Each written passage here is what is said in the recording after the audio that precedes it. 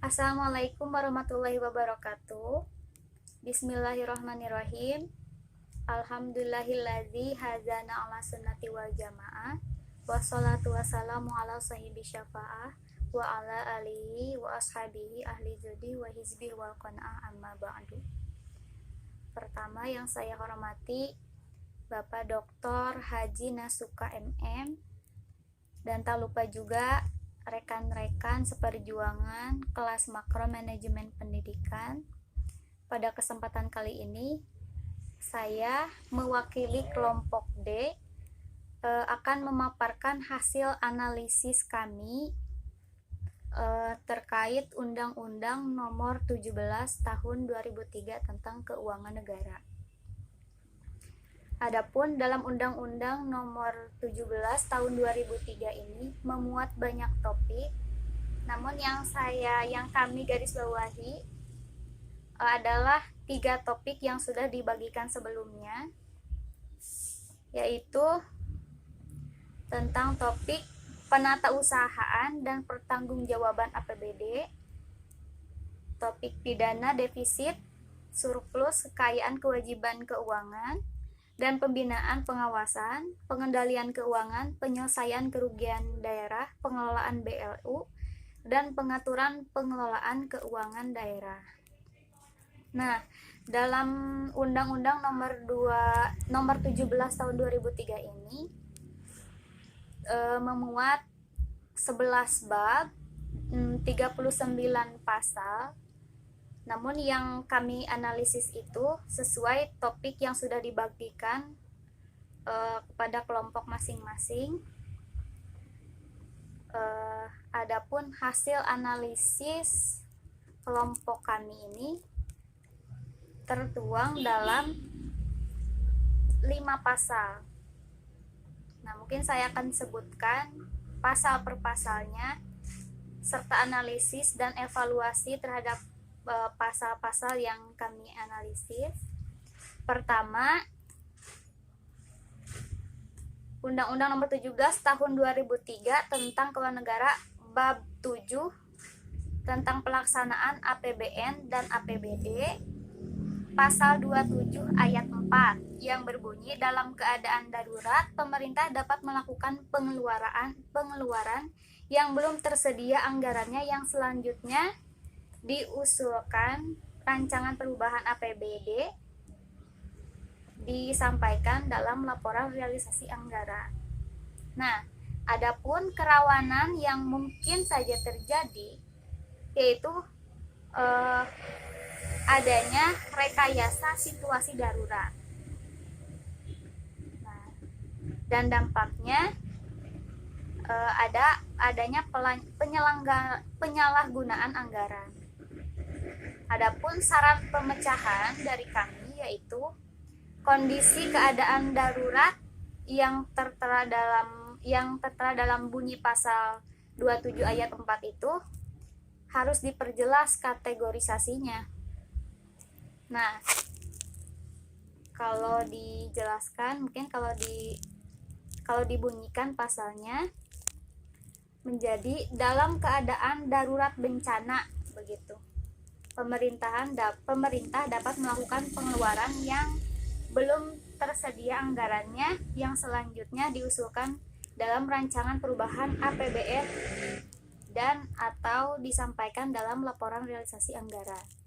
Itu analisis pasal 27 ayat 4. Kemudian pada bab 8 pertanggungjawaban pelaksanaan APBN dan APBD, pada pasal 31 ayat 1 yang berbunyi gubernur atau bupati atau wali kota menyampaikan rancangan peraturan daerah tentang pertanggungjawaban pelaksanaan APBD kepada DPRD berupa laporan keuangan yang telah diperiksa oleh Badan Pemeriksa Keuangan selambat-lambatnya 6 bulan setelah tahun anggaran berakhir. Nah, adapun kerawanannya yaitu keterlambatan laporan pertanggungjawaban realisasi APBD karena terlalu lamanya batas waktu. Adapun dampak yang ditimbulkan hilangnya fungsi laporan pertanggungjawaban sebagai bahan evaluasi serta prognosis atau ramalan dalam penyusunan RAPBD tahun anggaran berikutnya untuk mewujudkan perencanaan yang efektif karena lamanya durasi waktu penyusunan laporan anggaran pertanggungjawaban. Nah, adapun solusi pemecahannya adalah batas waktu penyelesaian laporan pertanggungjawaban itu dipersingkat atau dipercepat. Adapun jika dibunyikan pasalnya, perubahan pasalnya yaitu Gubernur, Bupati, Wali Kota menyampaikan rancangan peraturan daerah tentang pertanggungjawaban pelaksanaan APBN kepada DPRD berupa laporan keuangan yang telah diperiksa oleh Badan Pemeriksa Keuangan selambat-lambatnya 2 bulan setelah tahun anggaran berakhir. Itu. Karena kalau terlalu lama, jadi laporan pertanggungjawaban yang telah diselesaikannya itu sudah tidak berfungsi lagi karena toh sudah dirumuskan lagi APBD atau RAPBD untuk tahun selanjutnya. Selanjutnya pada bab 8, masih di bab 8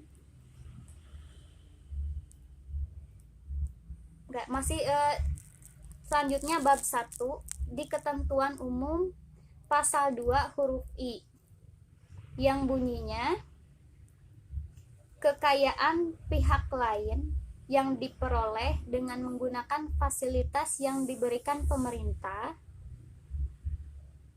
Ya, begitu bunyinya. Adapun kerawanannya itu Undang-Undang Keuangan Negara tidak membedakan secara tegas uang publik dan uang privat, yang menyebabkan keuangan kekayaan pemerintah tidak berbeda dengan keuangan atau kekayaan pihak lain yang diperoleh dengan fasilitas yang diberikan oleh pemerintah. Nah, adapun dampaknya yaitu dapat menimbulkan kerugian dan membangkrutkan negara. Selanjutnya, dampak selanjutnya yang akan mungkin ditimbulkan adanya pasal ini yaitu negara turut bertanggung jawab terhadap kekayaan pihak swasta yang memperoleh fasilitas pemerintah.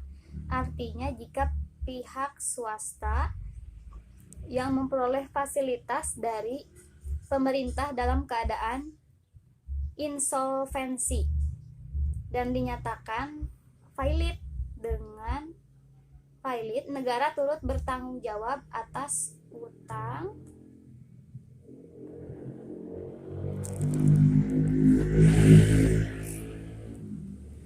swasta. Negara akan bertanggung jawab atas utang swasta karena kekayaan pihak lain termasuk badan hukum privat yang dimilikinya itu diperoleh dengan menggunakan fasilitas yang diberikan pemerintah.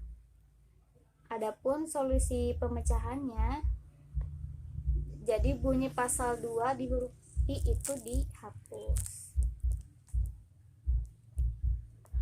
Tawarannya itu bunyi pasal 2 huruf I dihapus karena adanya keambiguan antara keuangan negara dan keuangan publik dan privat. Nah, pasal yang terakhir yaitu yang tercantum dalam bab 9 ketentuan pidana sanksi administratif dan ganti rugi pada pasal 35 ayat 3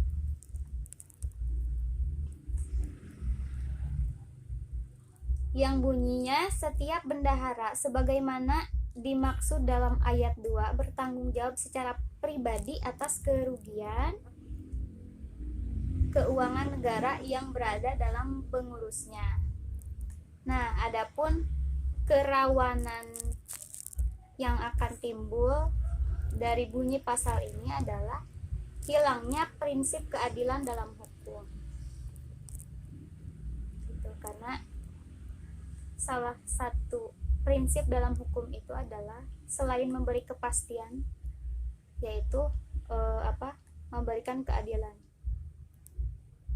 Nah, dampaknya ketika bunyi pasalnya seperti ini, apabila terjadi kerugian negara bukan dikarenakan pelanggaran hukum atau kelalaian kinerja, maka bendahara tetap yang diberikan tanggung jawab secara pribadi.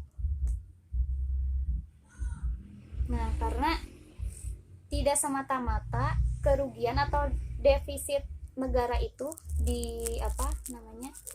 diakibatkan atau dikarenakan oleh pelanggaran hukum pengelola keuangan atau misalkan bendahara. Jadi bisa saja kerugian atau defisit negara itu murni kerugian negara gitu, karena terlalu offsetnya pengeluaran.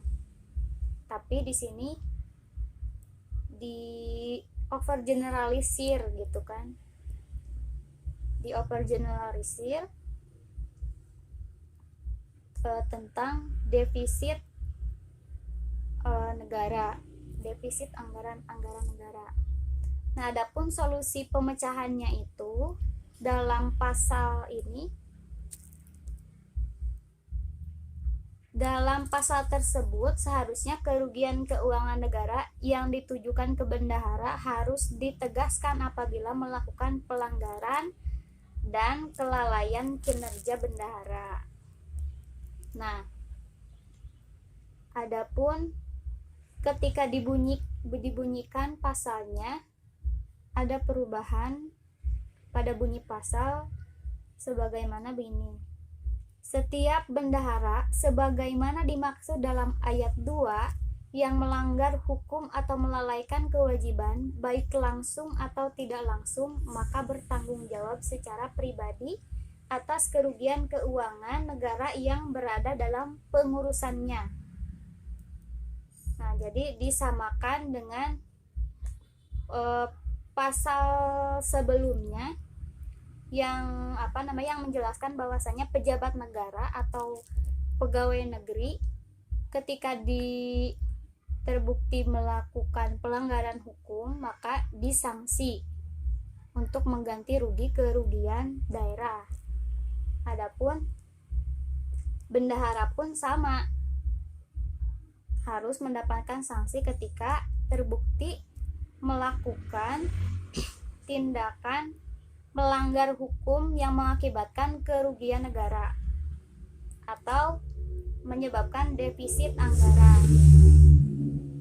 Nah, satu lagi pasal yaitu bab 8 tentang pertanggungjawaban dan pelaksanaan APBN dan APBD pada pasal 31 ayat 2 yang bunyinya, laporan keuangan dimaksud setidak-tidaknya meliputi laporan realisasi APBD, neraca, laporan arus kas, dan catatan atas laporan keuangan yang dilampiri dengan laporan keuangan perusahaan daerah. Bunyinya seperti itu. Adapun kerawanannya yang timbul dari dari bunyi pasal ini, adanya keambiguan pembuatan laporan dan dampaknya adanya aturan penyusunan laporan yang overlap atau tumpang tindih sehingga laporan yang diajukan tidak menampakkan sisi keutuhannya.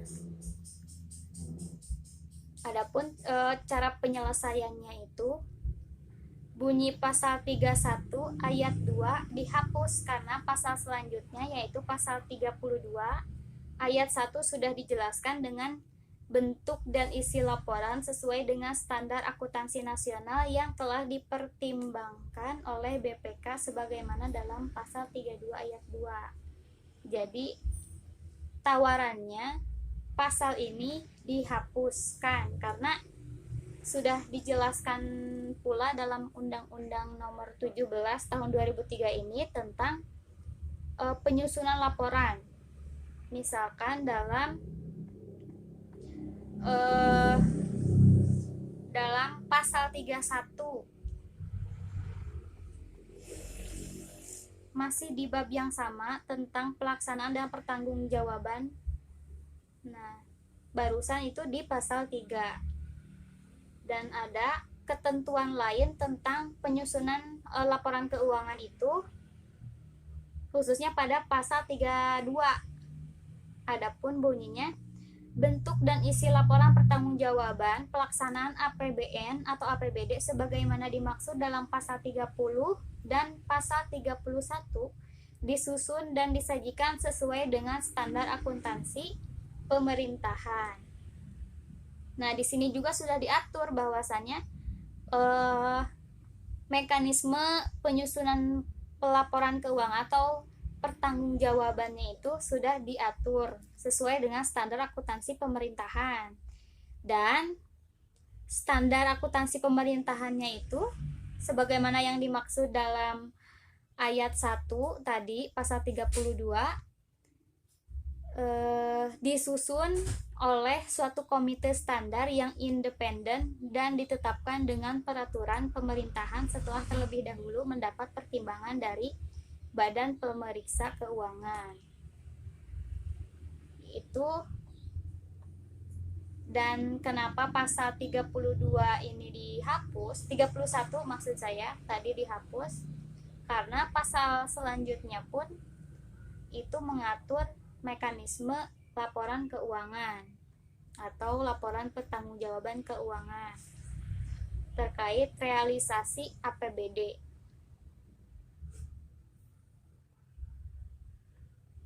Nah, mungkin itu saja yang dapat kami analisis, yaitu 5 pasal tadi. Sebenarnya masih banyak poin-poin yang terkait dengan topik yang sudah dibagikan tentang penatausahaan dan pertanggungjawaban APBD, tentang pidana, defisit, surplus, kekayaan, kewajiban keuangan, pembinaan, pengawasan dan pengendalian keuangan, penyelesaian keuangan, dan lain sebagainya. Itu banyak. Tapi kenapa kami membatasi? Karena banyak pasal-pasal tentang topik ini yang berkaitan dengan undang-undang yang lain. Jadi mungkin harus mengkaji pula undang-undang tentang keuangan negara yang lain, karena banyak sekali perundang-undangan yang mengatur tentang keuangan negara, termasuk yang tadi tentang bendahara. Ada juga undang-undang yang mengatur pembendaharaan negara. Jadi dibatasi saja supaya fokus ke Undang-Undang Nomor 17 Tahun 2003. Nah, mungkin itu saja yang bisa kelompok kami sajikan, yang bisa saya paparkan dalam video kali ini. Mudah-mudahan analisis dan evaluasi yang kelompok kami lakukan dan sajikan di makalah bermanfaat dan dapat dipahami. Adapun kritik dan sarannya kami membuka lebar-lebar terkait itu, dan dilanjutkan nanti ketika diskusi mata kuliah manajemen APBD APBN sektor pendidikan. Mungkin demikian yang bisa saya sampaikan, kurang lebihnya saya mohon maaf. Wallahul muwaffiq ila aqwamit thoriq. Wassalamualaikum warahmatullahi wabarakatuh.